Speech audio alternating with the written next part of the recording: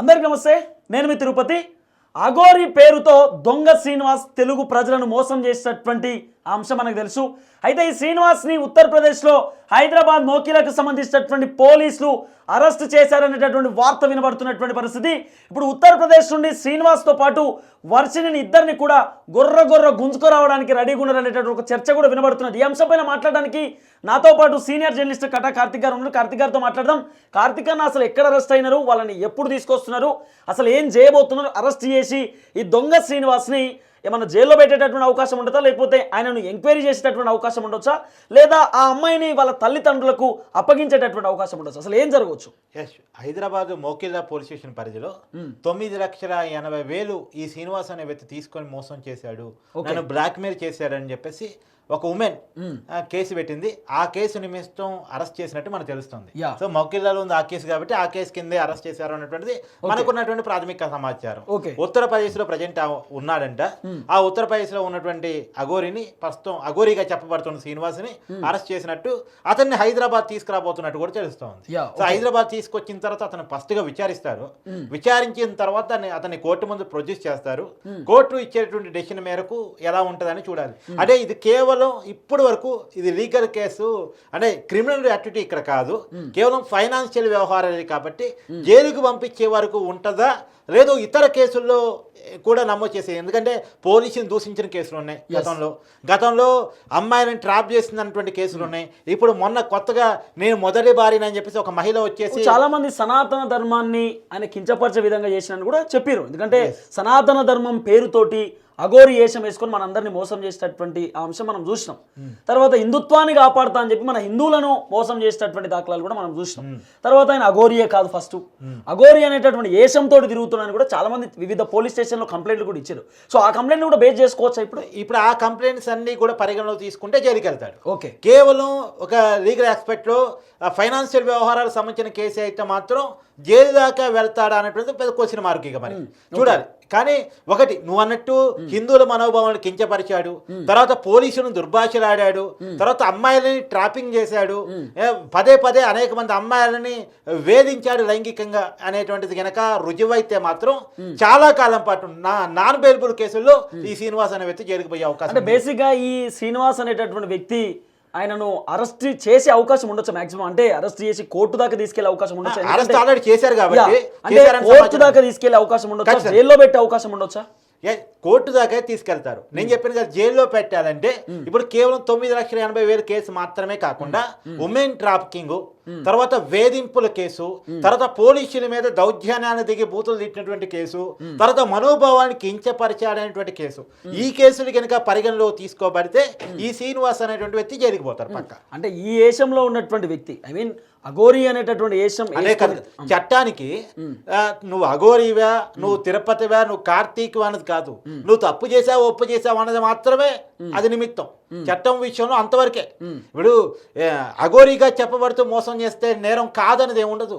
రెండోది, ఇన్ని రోజులు సైలెన్స్ ఉండడానికి కారణం కూడా సరే సనాతన ధర్మాన్ని కాపాడడానికి వచ్చిందేమో, హిందుత్వాన్ని కాపాడడానికి వచ్చిందేమో అని కూడా చాలా మంది పోలీసులు కూడా ఓపిక పట్టినారు, వెయిట్ చేసినారు, గౌరవించారు. ఈరోజు పోలీసులను కూడా ఇబ్బంది పెడుతూ మాట్లాడడం అనేది అవన్నీ కూడా ఉన్నాయి కాబట్టి సో మాక్సిమం ఏమన్నా చర్యలు తీసుకునే అవకాశం ఉండొచ్చా? ఖచ్చితంగా. ఇప్పుడు ఆమె తీసుకొచ్చిన తర్వాత విచారిస్తారు, విచారించిన తర్వాత కోర్టు ముందు ప్రొడ్యూస్ చేస్తారు. ఇతర కేసులు కూడా ఇంక్లూడ్ చేస్తే మాత్రం ఖచ్చితంగా జైలుకు కూడా పంపించే అవకాశం ఉండొచ్చు. ఒకవేళ ఇంక్లూడ్ చేయకపోతే మాత్రం స్టేషన్ బెయిల్, కోర్టు బెయిల్ ద్వారానో మళ్ళీ బయటకు వచ్చే అవకాశం ఉంటుంది, రిమాండ్ కాకుండా. కాబట్టి నేనేమంటున్నానంటే ఏది ఏమైనా ధర్మాన్ని నమ్మండి, ధర్మం పేరు చెప్పుకొని వచ్చే ప్రతి దొంగని నమ్మకండి. మీ ఇంట్లోకి రానిస్తే ఒకరి దగ్గర డబ్బులు పోయినాయి, ఇంకొకరి ఇంట్లో అమ్మాయి పోయింది, ఇంకొకరి ఇంట్లో వదిలేగా అది కాదే. నేను అనేది ఏంటంటే ఇప్పుడు తనని మొదటి పెళ్లి చేసుకున్నారని కరీంనగర్ సంబంధించిన లా యువతి రాధీను ఏదో రాధికాను ఒక వ్యక్తి తిరుగుతున్నారు, ఒక మహిళ తిరుగుతున్నారు. మన కళ్ళ ముందే వర్షిని పెళ్లి చేసుకుంది. అసలు అఘోరి అనేవారు పెళ్లి చేసుకోరు ఫస్ట్ బేసిక్ వాళ్ళు. ఎందుకంటే అఘోరి అంటేనే ఆ తత్వాన్ని తీసుకుంటేనే, ఆ సాధన తీసుకుంటేనే ఇప్పుడు జీవితాన్ని శివునికి అంకితం చేసి జీవితాన్ని దేవుడికి అంకితం చేసేసి బూడిద రాసుకొని జీవితంలో మిగిలేది ఇదే, మేము జీవితాన్ని దేవుడికి ఇచ్చేసామని చెప్పేసి అన్ని పరిత్యాగం చంపేసి కోరికలను చంపేసుకొని బతకటం.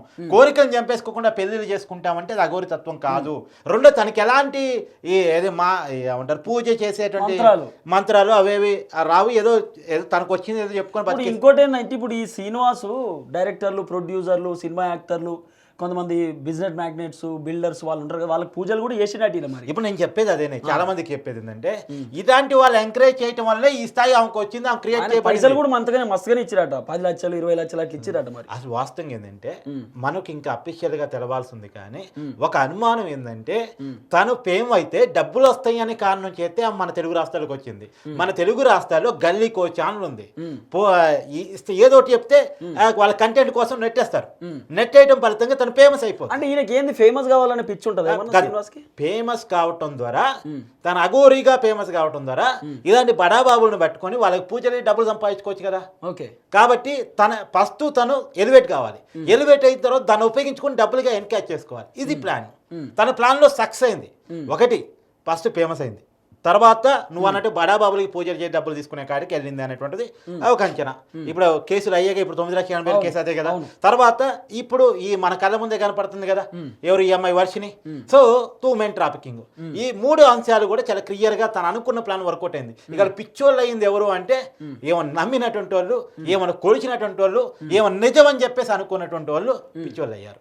అంటే ఆమె అనుకున్నది సక్సెస్ఫుల్ గా చేసుకోగలిగింది. ఆమె వచ్చింది యూట్యూబ్లో ఫేమస్ అయింది. ఫేమస్ కావడం ద్వారా పెద్దోళ్ళని పట్టుకోగలిగింది, వాళ్ళకి పూజ చేసి డబ్బులు పొందగలిగింది. డబ్బులు పొందడమే కాదు, ఇళ్ళలోకి పోయి అమ్మాయిలను కూడా ట్రాప్ చేయగలిగింది. సో తను అనుకున్నది చాలా సక్సెస్ఫుల్ గా వర్కౌట్ చేసుకుని వెళ్ళిపోయింది.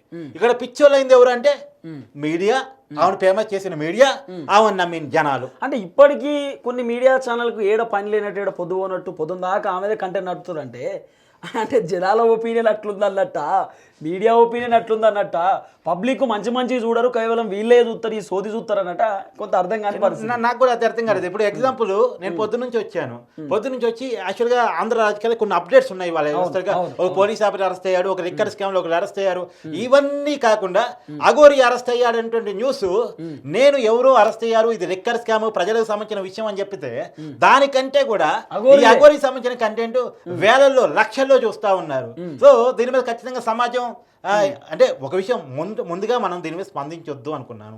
ఎప్పుడైతే ఒక ఇంటి ఆడబిడ్డ వెళ్ళిపోయిందో ఇంట్లో నుంచి, ఒక కుటుంబం శోధనలోకి వెళ్ళిందో, ఇంకొక వ్యక్తి వచ్చి నాకు కూడా మోసం జరిగింది అన్నదో, ఈ విషయాన్ని ఖచ్చితంగా మనం మాట్లాడాలి, సమాజానికి వాస్తవాలు తెలియజేయాలి. అనే కాడికి వచ్చినప్పుడు సీనియర్ జర్నలిస్ట్గా మనం కూడా రంగంలో దిగ తప్పదు. ముందుగా ఈ అఘోరికి సంబంధించిన కంటెంట్ నేను పూర్తిగా అవాయిడ్ చేశాను. ఈ కంటెంట్ ఏంది, ఆమె అఘోరి ఏంది, జనం నమ్మటం ఏంది, ఇలాంటి కంటెంట్ మనం మాట్లాడాల్సి రావటం ఏంది.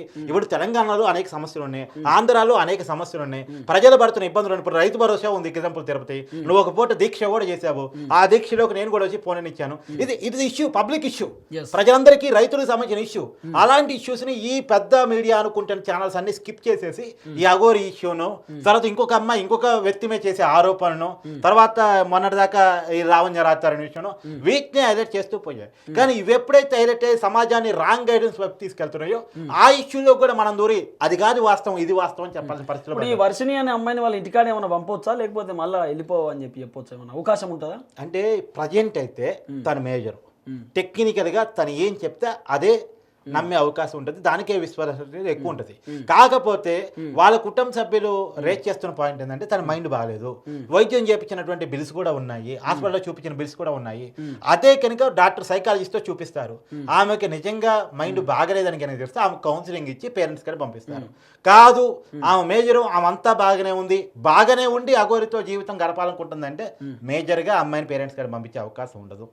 ఇప్పుడు మేజర్గా తన జీవితం తన చేతిలో ఉంటుంది, మెదడు గనక బాగుండి ఉంటే, చిప్పు తప్పకుండా ఉంటే. సరే, ఏది ఏమైనా మొత్తానికి ఈ అఘోరి అలియాస్ శ్రీనివాస్ అనేటటువంటి వ్యక్తిని ఉత్తరప్రదేశ్లో పోలీసులు అరెస్ట్ చేసినటువంటి పరిస్థితి. సో ఈరోజు సాయంత్రం వరకు గుర్ర గుంజుకు రావచ్చు తెలంగాణ రాష్ట్రానికి అనే చర్చ కూడా నడుస్తూ ఉన్నది. సరే, చూద్దాం ఏం జరగబోతుందో.